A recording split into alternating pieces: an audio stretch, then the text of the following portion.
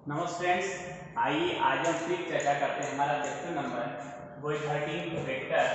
आज फ्रेंड्स हम देख रहे हैं कि हमने 30.2 कंप्लीट कर लिया था। आज 30.3 से पहले की थीम हम पढ़ते हैं। उस थीम में दो सदिशों का सदिश गुणनफल हम पढ़ेंगे। दो सदिश मान लीजिए ए और बी है, माना ए सदिश ए तथा सदिश बी दो सदिश हैं, तो उनका हम पढ़ेंगे आज सदिश गुणनफल। वेक्टर प्रोडक्ट पढ़ेंगे, सदिश गुणन पढ़ेंगे।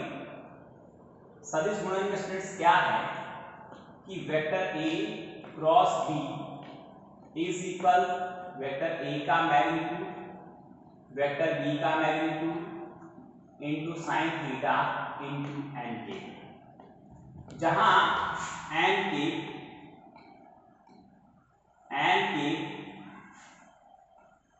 सदिश ए तथा सदिश बी के तल के लंबवत इकाई सदिश है या मात्रक सदिश है। और एन के सदिश ए तथा बी के लंबवत इकाई सदिश है। अब ये जो ए बी एन के है दक्षिण हस्त नियम का पालन करता है।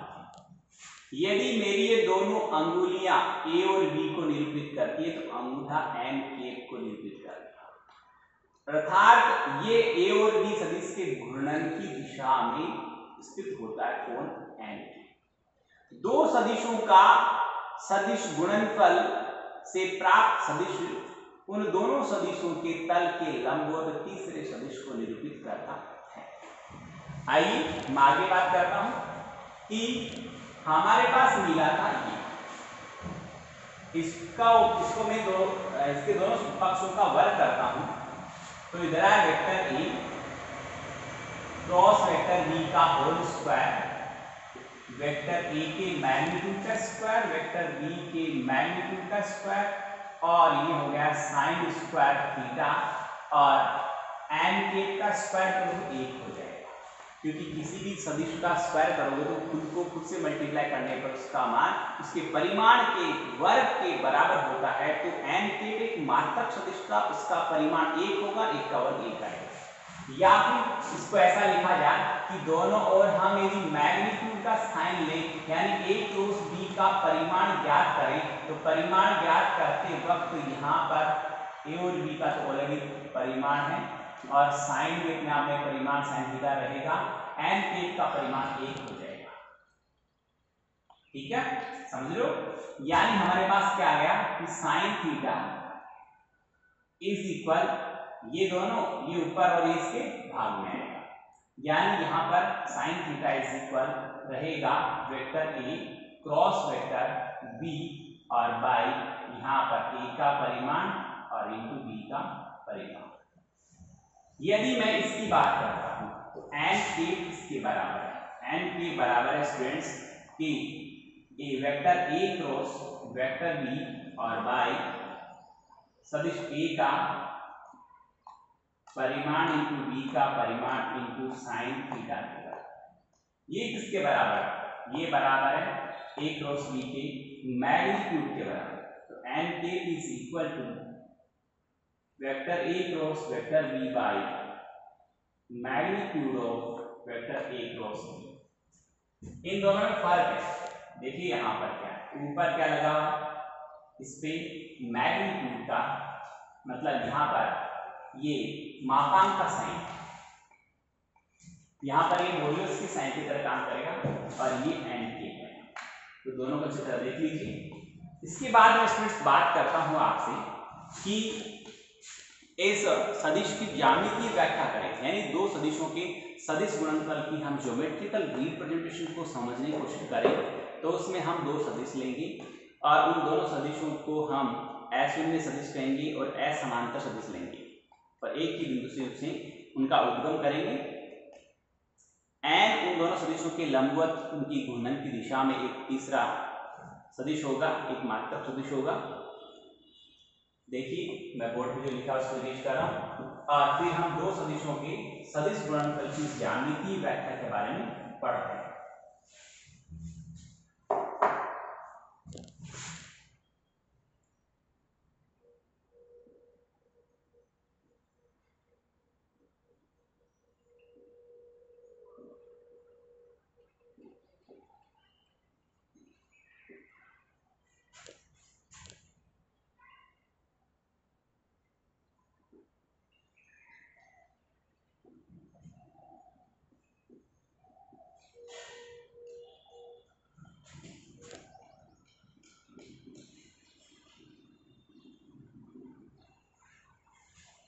उसमें क्या है, मैंने दो सदिश लिए हैं इस प्रकार,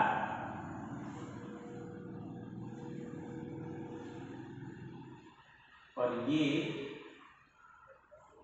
एन के है, ये सदिश बी है और यहाँ ए बिंदु लेता हूँ सदिश ए है। ये इसको मैंने बी बिंदु नाम दिया है, ये ओ है। माना, ज्यादा भाषा नहीं लिखूंगा मैं, ओ ए बराबर वेक्टर ए तथा ओ बी बराबर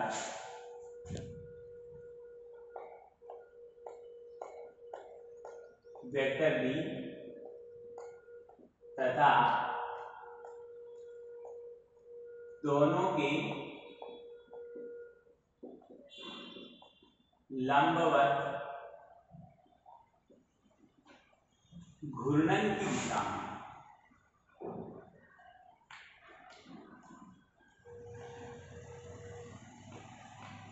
दिशा में एन के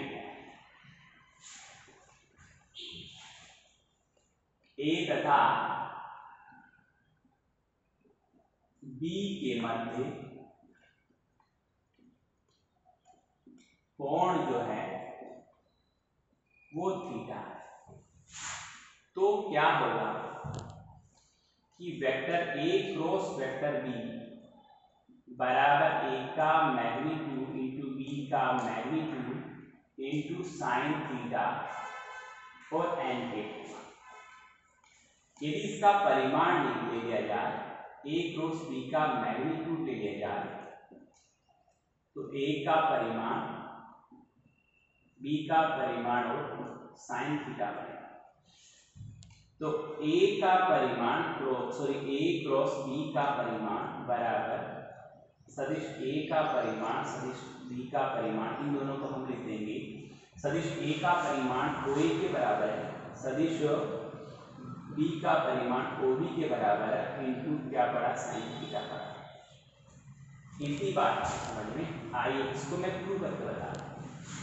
आप देखिए मैं बी को ए से मिलाता हूं तो एक त्रिभुज बन गया,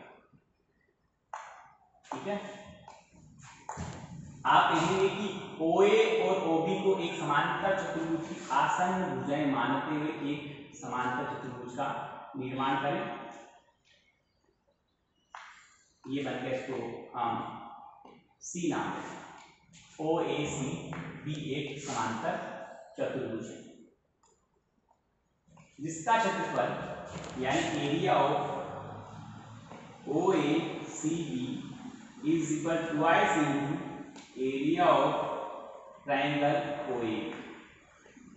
और एक त्रिभुज का जो एरिया होता है वो 1/2 आधार गुना ऊंचाई होता है। आप 2 बाहर पड़ा, 2 से 2 काट देता हूं मैं। आधार इसका OA है और गुना ऊंचाई, ऊंचाई तो मैं यहां से लंब डालूंगा तब बनेगी। ये कोण थीटा हमने बता रखा है, इसको मैं डी नाम देता हूं, इसको मैं डी नाम देता हूं। तो ओडी यहां पर ऊंचाई का नाम करेंगे। ओडी में कहां से लाऊंगा, ओडी निकलेगी साइन थीटा से, यानी लंब है। तो आप जानते हैं कि साइन थीटा बराबर लंब बटे कर्ण। लंब कौन है, ओडी, कर्ण कोण है OB और sin थीटा, तो आप OB निकालेंगे तो आएगा OB sin थीटा, तो ये आ गया OB और sin थीटा। देखिए स्टूडेंट्स, ये दोनों बोथ आर इक्वल, यानी दैट मीन्स दो सदिशों के सदिश गुणनफल का परिमाण उस समांतर चतुर्भुज के क्षेत्रफल के बराबर होता है जिसकी दो आसन्न भुजाओं को वो दिए गए सदिश निरूपित करते हैं। दूसरी भाषा में यदि बात करूं कि यदि कोई दो सदिश किसी समांतर चतुर्भुज की दो आसन्न भुजाओं को निरूपित करते हैं तो उनका सदिश गुणनफल उस समांतर चतुर्भुज के क्षेत्रफल को निरूपित करेगा, और दो सदिशों के सदिश गुणनफल के परिमाण का आधा, दो सदिशों के सदिश गुणनफल के परिमाण का आधा उस त्रिभुज के क्षेत्रफल को निरूपित करता है, और दो सदिशों के सदिश गुणनफल का परिमाण मापांक मैग्नीट्यूड उस समांतर चतुर्भुज के क्षेत्रफल को निरूपित करता है। आगे देखिए स्टूडेंट्स, कुछ सदिश गुणधर्म के कुछ महत्वपूर्ण बिंदु हैं कि दो समांतर सदिशों का सदिश गुणनफल सदैव शून्य होता है। जरा बोर्ड पे लिखा हो, समझ में आया होगा, देख ले, समझ ले प्रारंभ।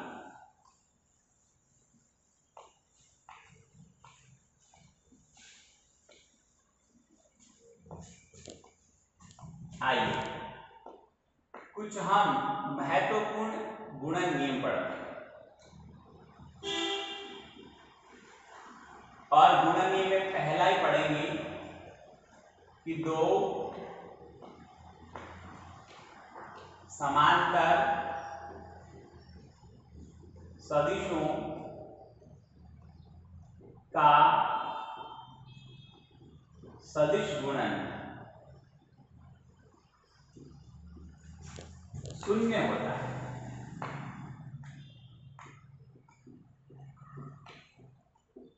कैसे होता है कि आप जानते हैं vector A cross vector B is equal AB, क्योंकि A का परिमाण A होता है और AB sin थीटा n के,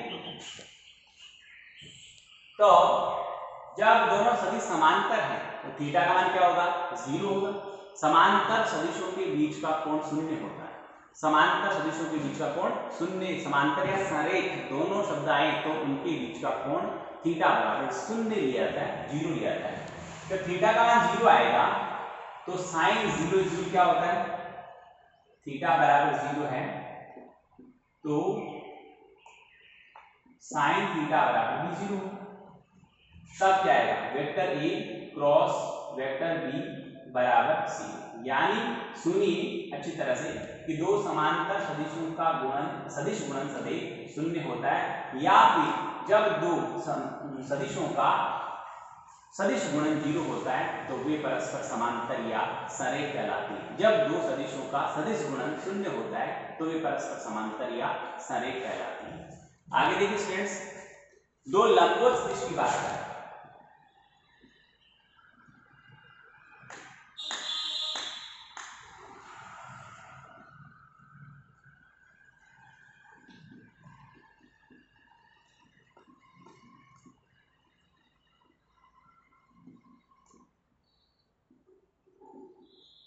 दो लंबवत सदिशों का सदिश गुणन करते हैं तो यहाँ पर vector A cross vector B is equal क्या आएगा, AB साइन थीटा और n, यानी जब हम कहेंगे कि लंबवत है तो थीटा बराबर 90 डिग्री है और साइन थीटा का मान 1 होता है, तो यहाँ पर वेक्टर A और क्रॉस वेक्टर B बराबर AB एंड K पाएगा। इसका परिमाण निकालेंगे तो AB एंड K का परिमाण AB के बराबर आता है, यानी दो सदिशों का सदिश गुणनफल जब वे लंबवत हो उनके परिमाण के गुणनफल के बराबर आता है। आगे देखिए नेक्स्ट बिंदु है हमारा कि सदिशों के सदिश गुणन में ज्यामितीय घटकीय रूप में जब हम बात करते हैं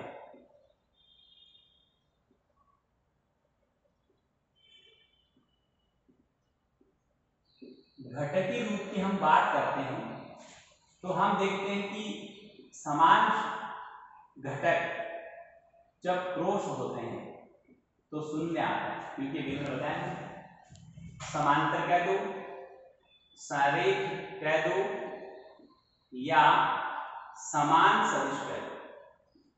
दो समान सदिशों का गुणनफल 0, दो संरेख सदिशों का सदिश गुणनफल 0, दो समांतर सदिशों का सदिश गुणनफल 0 होता है। I 0, J 0 और K 0। अब बाकी बचे हुए क्या होंगे? I को J से गुणा करोगे K आएगा, और J को K से क्रॉस करोगे I आएगा, और K को I से क्रॉस करोगे J आएगा, और इनका उल्टा करते माइनस हो जाता है, निशान बदल जाएगा, यानी J into I minus K into J minus I into K minus. तो समझना हो तो इधर आओ, मैं 3D की बात करता हूं, तो ये OA है, यानी OX है, OY है, और ये OZ है। यहाँ I कैप होता है, यहाँ J कैप होता है, यहाँ K कैप। यदि आप एंटी क्लॉक की बात करें तब तो प्लस आएगा, और यदि आप क्लॉकवाइज की बात करेंगे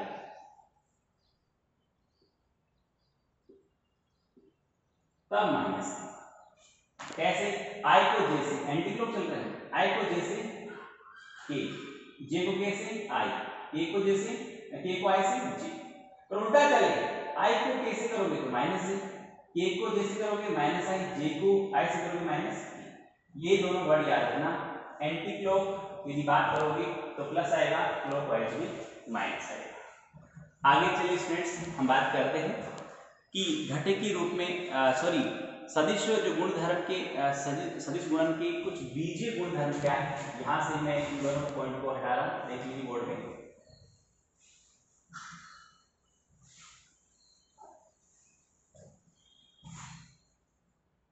हम बात करें लॉ ऑफ कम्यूटेटिविटी।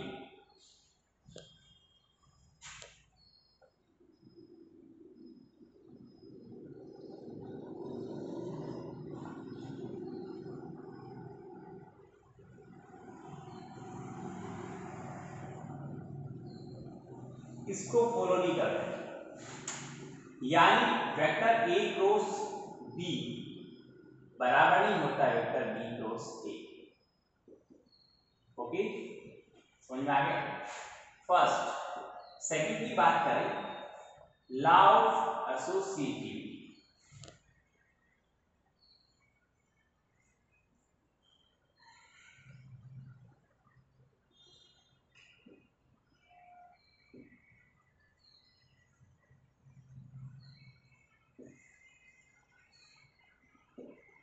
इसको फॉलो करते हैं, यदि M cross vector A into B है, या M वेक्टर A और क्रॉस B है, या vector A cross M B है, इनका वैल्यू सेम होगा। और लॉ ऑफ डिस्ट्रीब्यूशन इसको भी फॉलो करते हैं, लॉ ऑफ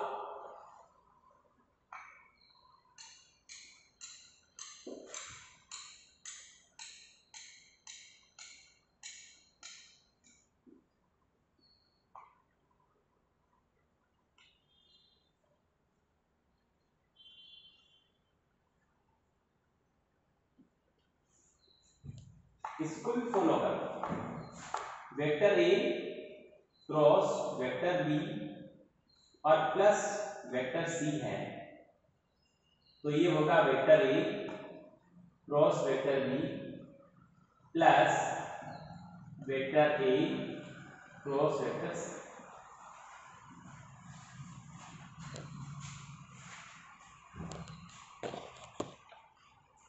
तो स्टूडेंट्स, हम देख रहे हैं यहाँ पर कि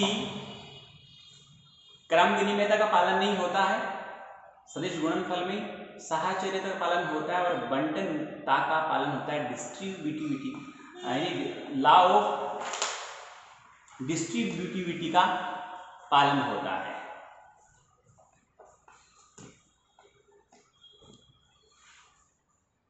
अब देखिए स्टूडेंट्स, हम बात करते हैं घटक के रूप में दो सदिशों का गुणनफल कैसे ज्ञात होता है उसके बारे में बात करेंगे। जैसे सदिश ए है, उसको लिखा 2i कैप प्लस 3j के 4 की। दूसरा सदिश बी है, वो 3i cap plus 1j cap plus 6k cap.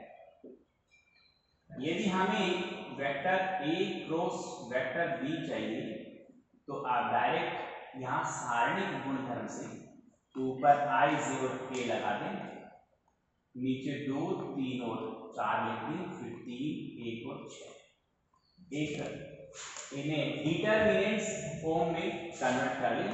Vector A cross vector B, यहाँ पर जैसे हम किसी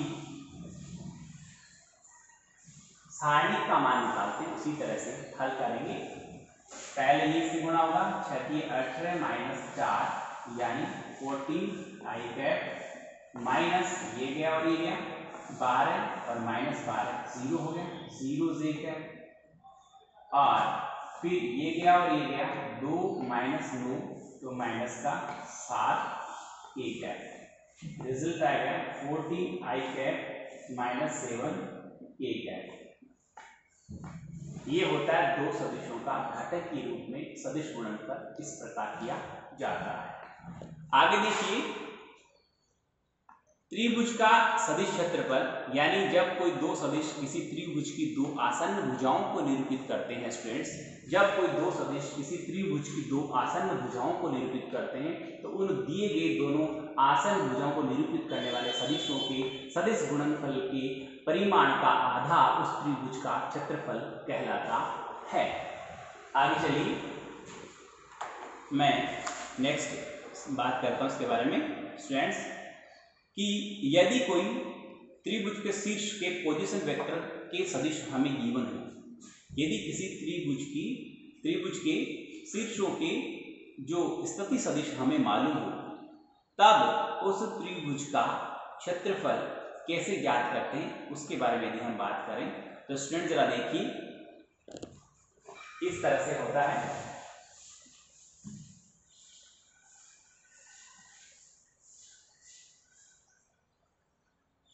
ए है, बी है और ये सी है। तो उस त्रिभुज का क्षेत्रफल आएगा 1/2। यदि मैं इसको ऐसे डायरेक्टली प्रदान कर दूं तो यहाँ पर आएगा ए बी सदिश ए बी और क्रॉस सदिश ए सी से मिलती है। ए बी कैसे मिलेगा? बी का पोजीशन वेक्टर यानी वेक्टर बी